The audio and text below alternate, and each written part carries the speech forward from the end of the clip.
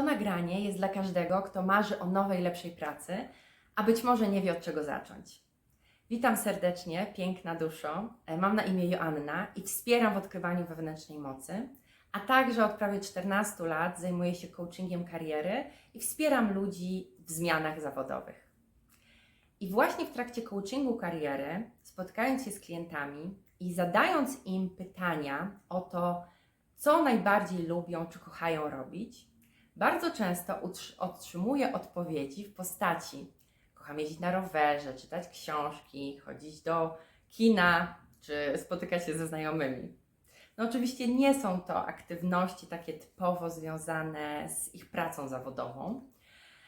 I często dwie przyczyny znalazłam takich odpowiedzi. Mianowicie albo nie do końca lubią swoją pracę, albo w ogóle funkcjonują w takim przekonaniu, które jest bardzo popularne w naszym społeczeństwie, że praca wcale nie musi przynosić radości, satysfakcji, bo praca jest po to, żeby związać koniec z końcem, żeby zarobić na chleb. I nie wiem, czy w Twoim domu także pojawiały się takie stwierdzenia, czy w ogóle funkcjonujesz w takim obrazie pracy zawodowej, natomiast jest to bardzo popularne w naszym społeczeństwie. I teraz właśnie też przyszło mi do głowy ostatnie pytanie jednej z moich koleżanek, którą spotykam dość rzadko, dlatego że mieszkamy bardzo daleko od siebie. Zapytała mnie: hej Asia, co tam słychać w Twojej robocie? I bardzo mnie tak zainteresowało to pytanie. I odpowiedziałam na nie, że wiesz, słuchaj, ja już od dawna nie chodzę do roboty. No bo właśnie to jest tylko sygnał i przejaw, jak w ogóle w naszym społeczeństwie podchodzimy do pracy zarobkowej. Bardzo często właśnie jest to coś, co musimy robić, a wcale nie musi dawać nam satysfakcji czy też radości. I chciałam Ci powiedzieć, że wcale tak nie musi być i praca może Ci dawać radość i satysfakcję i może Cię nakręcać na każdy dzień. I właśnie też od razu przychodzi mi do głowy inne doświadczenie z mojego życia zawodowego, kiedy w zasadzie to było zaraz kilka lat po studiach, kiedy szukałam swojego miejsca, kiedy funkcjonowałam na różnych stanowiskach przez krótkie okresy czasu i ani nie czułam satysfakcji z tej pracy, którą wykonywałam, albo szybko nauczyłam się określonych obowiązków i już się nudziłam, albo atmosfera nie do końca była taka i wynagrodzenie na przykład też mi nie odpowiadało. No i to był taki trudny okres, dlatego że bardzo chciałam zagrzać gdzieś na dłużej miejsce, a nie mogłam tego zrobić, bo cały czas coś stało na przeszkodzie. I na szczęście wtedy Wszechświat zaprowadził mnie do wspaniałej trenerki kariery, która w zasadzie zmieniła moje podejście i zmieniła moją perspektywę patrzenia na pracę.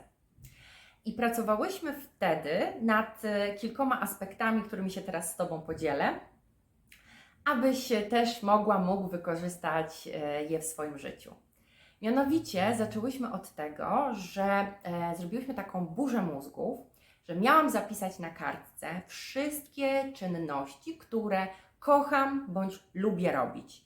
I tutaj nie ograniczać się i też rekomenduję właśnie nieograniczanie się, niecenzurowanie, wypisywanie wszystkiego, co Ci przyjdzie na myśl, bez wybierania, czy to tyczy się pracy zawodowej, czy nie, bo to jest burza mózgów, tutaj wypisujemy wszystko. Następne pytanie, jakie mi zadała i następną pracę domową, jaką dostałam, to wypisanie wszystkich czynności, które potrafię robić, bądź potrafię robić dobrze, bądź mogę zacząć robić dobrze dość w krótkim czasie, bo na przykład dzięki jakiemuś krótkiemu szkoleniu albo jakimś uzupełnieniu jakichś kompetencji. I następnie miałam za zadanie wybrać z tych dwóch zbiorów te aktywności, które po pierwsze są ze sobą połączone, spójne, ale spełniają jeszcze jeden warunek, mianowicie na których mogę zarabiać pieniądze, czyli które mogę wykonywać na etacie, bądź na których mogę zbudować swoją działalność gospodarczą. I bardzo Ci rekomenduję właśnie takie postępowanie. Dla mnie to świetnie zagrało. I następnie wypisałam te aktywności, które właśnie już wybrałam z tych zbiorów, na których mogę zarabiać albo które mogą być częścią mojej przyszłej pracy zawodowej. I wypisałam je na osobnej kartce, którą położyłam w takim miejscu, na które często patrzyłam, obok którego często przechodziłam, aby cały czas móc czytać te słowa, bądź też sobie je przypominać. I ważne jest cały czas być w połączeniu z tym, co chcesz. I jak jeszcze to artykułujesz i mówisz na głos, że właśnie tak ma wyglądać moja praca, czy takie czynności mam wykonywać w mojej przyszłej pracy, to też wysyłasz do wszechświata taki sygnał, że właśnie tego chcesz. I wtedy nie znałam jeszcze innych metod, więc ograniczyłam się właśnie do tej burzy mózgów. Natomiast teraz mam już większą wiedzę z tego zakresu i też rekomenduję Ci bardzo wykorzystanie również praktyki koherencji serca i umysłu w tym procesie. I właśnie praktykę koherencji serca i umysłu nagrałam w poprzednim moim filmiku. Umieszczę też link do tego nagrania pod tym filmem. I wykorzystując właśnie koherencję serca i umysłu i idąc właśnie dalej dokładnie do pytań do serca, możemy też pójść trochę na skróty i zadać pytania właśnie naszemu sercu, co kochasz, jak robię. Albo kolejne pytanie możemy zadać, co najlepiej potrafię robić. I jeszcze możemy ostatnie pytanie zadać, co mogę robić z lekkością i łatwością i zarabiać na tym dobre pieniądze. I te pytania fajnie poprzedzać stwierdzeniem moje serce, ale to jest wyjaśnione też właśnie w nagraniu na temat praktyki koherencji serca i umysłu. Natomiast jeżeli nie dostajesz od razu właśnie odpowiedzi, no bo wymaga to praktyki i takiego częstego wykorzystywania tej metody, to możesz właśnie te aktywności, które już sobie wypisałaś na kartce, które sprawiają Ci radość, potrafisz robić i które mogą być częścią bądź podstawą Twojej nowej pracy, możesz zadać pytanie właśnie swojemu sercu, jak się czuje z tymi zadaniami. I jak dostaniesz na przykład z serca taką odpowiedź, która może się pojawić w ciele jako taka lekkość, radość, no to jest to właściwy kierunek. To znaczy, że Twoje serce się z Tobą zgadza i rekomenduje Ci pójście w tym kierunku. Natomiast jeżeli wypowiadając te czynności, te zadania, które miałyby dotyczyć Twojej nowej pracy, pojawi się jakiś ucisk, jakiś ciężar w Twoim sercu, no to jest to sygnał od serca, że być może warto jeszcze trochę głębiej poszukać i wyszukać jeszcze innych aktywności, które mogłyby być lepsze, jeżeli chodzi o podstawę Twojego nowego miejsca pracy. I bardzo Ci również rekomenduję, aby otworzyć się na różne możliwości. Bo w moim przypadku właśnie też tak było, że ja z racji tego, że tak się miotałam i zupełnie nie wiedziałam, co mam ze sobą dalej zrobić, ale funkcjonowałam do tej pory w obszarze obsługi klienta i logistyki. Gdybym się ograniczyła na te obszary, to być może nie doszłoby do mnie ogłoszenie właśnie z obszaru rekrutacji i HR-u, na które być może nie zwróciłabym uwagi. A tak otwierając się na różne możliwości, na to, że wszechświat wie lepiej, co jest dla mnie najlepsze na tym etapie mojej drogi zawodowej, pewnego dnia przeglądając oferty pracy, odczytałam jedno ogłoszenie, które po prostu do mnie przemówiło. I czytając słowa w tym ogłoszeniu, miałam wrażenie, jakby ono było napisane dla mnie. I to jest świetny sygnał właśnie ze wszechświata, że warto pójść w tym kierunku, jeżeli coś takiego się zdarzy w Waszym życiu. Może się również to pokazać jako telefon od przyjaciela, który da Wam znać, że w jego firmie poszukują osoby na takie stanowisko i też poczujesz, że właśnie to jest to.